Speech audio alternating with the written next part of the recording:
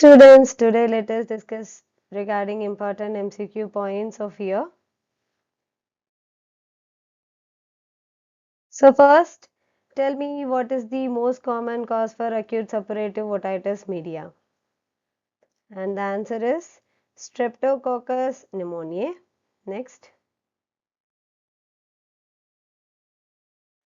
Most common cause for chronic suppurative otitis media. These questions are more important. Please write it down in your separate notebook, mainly regarding these most commons. And the answer is Pseudomonas aeruginosa.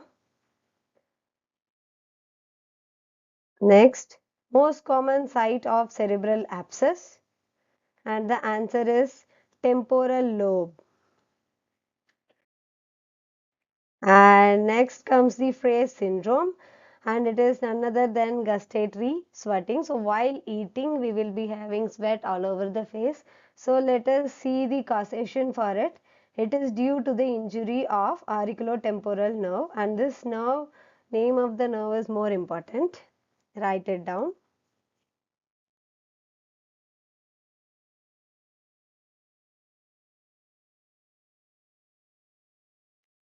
Next comes Ramsay-Hunt syndrome. Here, it is a herpes zoster infection in the geniculate ganglion. And what it leads to? It leads to lower motor neuron type of facial palsy. So don't get confused with LMN and UMN, because sometimes they used to ask in Ramsay-Hunt syndrome what type of facial palsy we will get. So the answer is lower motor neuron. And next comes otosclerosis. And most common site is fistula anti fenestrum. Then comes the main symptom, that is progressive deafness bilateral, and 80% cases presented with tinnitus.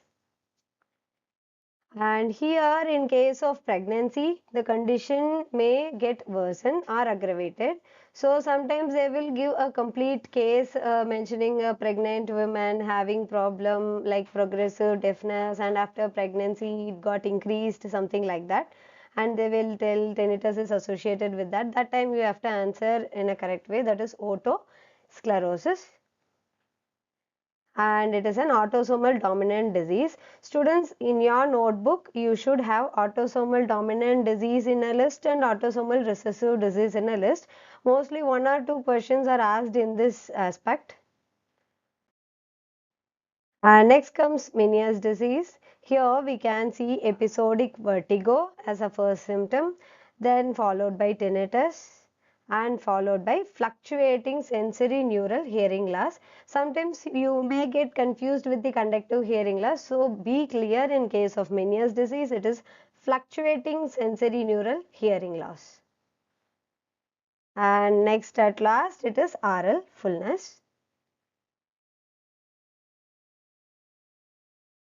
Thank you so much. Happy learning with us.